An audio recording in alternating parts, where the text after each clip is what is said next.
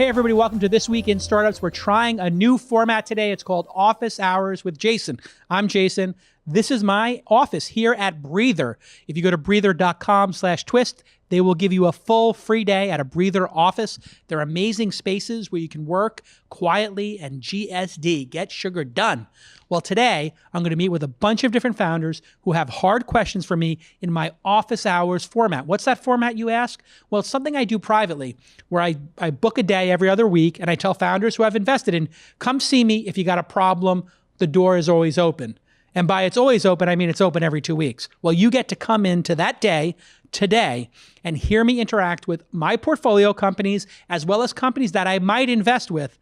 And I ask them, what is their biggest problem that they can't solve right now? And we brainstorm it. So what you're going to see here is candid, it's brutal, and it's brutally helpful for you, a founder watching the program who wants to scale their company. If you're not interested in kicking ass, if you're not interested in scaling a company, if you are a precious snowflake who's caught up in your emotions, please go watch another podcast. This podcast is for people who want to win and get rich and get power and build important companies that change the world. Stick with us. Okay, next up on Office Hours with Jason, I'm Jason Calacanis, is Emily from TheStylist LA. How are you? Hi, I'm good. How are you? I'm well. So you're in our accelerator right now? Correct. Yeah. How's it going? Good. It's great. Okay, well, we're here in Office Hours, which I also do at the accelerator. Yes. So this is not a new concept to you. Right. I always like to start with what's the biggest problem you have right now, the hardest thing you're trying to figure out. Because if we can figure out your hardest thing, well, gosh, that could be a real force multiplier in your company. So what's the hardest thing you're working on at TheStylist LA? And give us like a 1 or 2 sentence description of TheStylist LA before we hear that problem. Okay. TheStylist LA is a women's contemporary clothing rental company targeting the millennial and Gen Z consumer. So we have 2 stores in LA and San Francisco, and we also ship nationwide. So one thing that I'm really struggling with lately and that I want your advice on is we're in the middle of a fundraise. We're about to close the round, which is great. What advice do you have, and what are things that are key things to watch out for after you raise? Well, that's great. Congratulations on the raise. I hope the accelerator helped with that. Yes, definitely. Definitely. So I always encourage people to sit down with their management team, and you may have a very light management team because you're a 5 or 10 person startup. Right. How many people do you have? We're 5 right now. 5 right now. So you could sit down with everybody. Yeah. And say, here is the plan that I've set up for the next 18 months. Yeah. And I like to do an 18-month plan because it's not too long, but it's also not too short. Okay. And it also will be, in all likelihood, how long your money will last. Right. So if you were to raise $1.8 million, for simplicity's sake, you divide it by 18, it's $100,000 a month in burn. If you raise 900, it's obviously $50,000, right? So you're going to raise somewhere in that range, I believe? Yes, so we're raising around $1 million. Got it. So you would have the ability to spend, lose $50,000 a month. Right. And you already have been touching on profitability. Correct. And you could be profitable if you wanted to. So all that extra spend is going to go towards growth. And you should be looking at that spend and saying, in 12 to 18 months, where will my revenue be? Because you're a post-product market fit company. Correct. And what will drive the next group of investors, typically venture capitalists, to write, let's call it a $5 million check and a proper Series A, because you're doing a seed round. Yes. So let's start with that. Having been to the accelerator, what do you think you need to accomplish in the next 12 to 18 months to trigger a Series A investment? Because you've met with Series A investors and gotten a hard no. Right. Too early. Right. So what do you think it's going to take? 3xing revenue at least, I would say. And really having key metrics on this new subscription that we're launching. So we're launching that in February. And so having key metrics around that, really like hammer down our CAC also, because we haven't spent money on marketing to date. So that's something people really want to know. Like, with this money behind you, what can you actually get? How much are you spending to acquire a customer versus what is their lifetime value with the new subscription? Okay, so what's immediately interesting about that is you're talking about a new product line, or semi-new. Semi-new. Because you've been testing it. Yeah, we've been testing it. For 2 or 3 months? Yeah. So you believe that in order to get the big money in the next round, it's that second revenue stream that has to click. as opposed to the primary one. Is that correct? Well, this is something interesting that I thought about a lot in the accelerator, and not to get off topic, but we were growing at a fine rate. But to be $1 billion company, I think that this second revenue stream is important in tandem with the first. Got it. So the first one is people come to the store, they rent something one-off. The second one is they commit because they've had such a great experience renting a dress for Coachella that they want to have a dress or an outfit every month rotating through their closet. Right.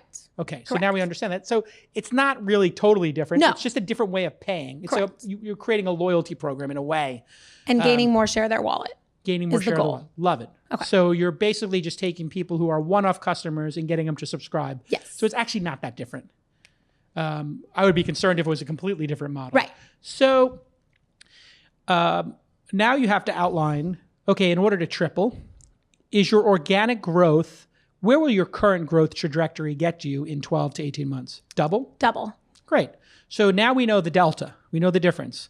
So you need to get from 600,000 to one. You're going to go from 600 to 1.2 doing what you do, but you really want to get that extra 600,000 so you slam dunk it. And what you should create is a series of positions in the company, what they will cost, and maybe some ideas about what functions they will do in order to hit that target. And it could be, if you figured out your CAC and you figured out how to get customers, that it's opening 4 startups. Right. I'm sorry, 4 storefronts. Right.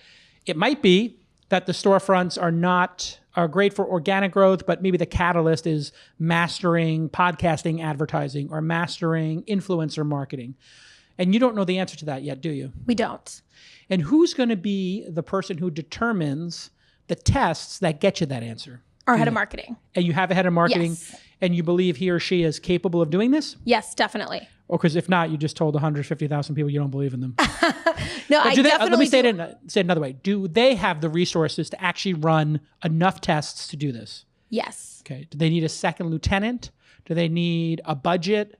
Yes. Have you thought about that? I've thought about it. Okay. I've definitely thought about it. I have a few different scenarios that I'm playing around with, just to see where the fundraise ends up and like what our revenue looks like for the next few months. But yes, and then we might get someone to help them. That's something that we've been thinking about doing. So now what you need to do is align the entire organization around what is not a radically different plan. It's, hey, here's our plan to double. We would have done that off of revenues or a modest investment. We got a bigger investment.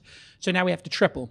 Make sure everybody on the team has bought into that. And you have to just look everybody in the eye and say, have you bought into tripling revenue? Are you ready to go on this adventure with us?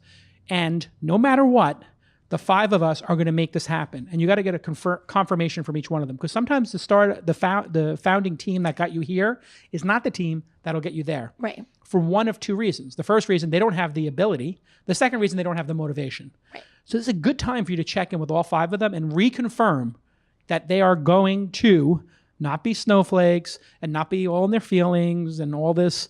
It doesn't have to be crazy at work, non-hustle BS nonsense that's going on in the world right now. Right. You got to make sure you actually have hustlers who want to sacrifice and get to that Series A, because this is the critical moment for you. If you do not triple your revenue, I'll tell you what happens to a lot of companies. They raise this money, they don't triple revenue. The VCs don't want them because there's not enough growth. Right. They've proven to the VCs that they're not worthy of a it. Series A and they can't do it, which means either the market's not there, the founders aren't good at what they do, or the product's not that good. Whatever reason, they will DQ you. And then the angel community and the seed community will say, well, we don't want to, we've already seen this. It's also proven it can't get there. I'm not going to just give them a bridge funding to nowhere. So it's a little scary, right? Yeah. It's sort of like you left on the boats, but there's not enough provisions to go back. It's good. It's like do or die. It's like there's certain airplanes that if you leave and you fly them to Hawaii, there's a point of no return, right? And you just know, like, either you're getting to Hawaii or you're landing in the water. Yeah. Congratulations. That's the flight you're about to take. Yeah. I'm ready for it. Yeah. And so you just have to be, the really great part of that is if it's a seaplane, you can land it. So in this analogy, which is flawed, if you actually get to profitability in this and you're frugal, oh my God, that increases your optionality. Yeah. So that's one thing to keep in mind as you build your plan. And then you want to have a regular check-in on your plan and make sure you have all your analytics and the entire organization set up and modeled around these very clear metrics. So you know your CAC, you know the number of customers you need, you know the margin you need, you know the number of stores, you know how much you have to spend, you know the team size.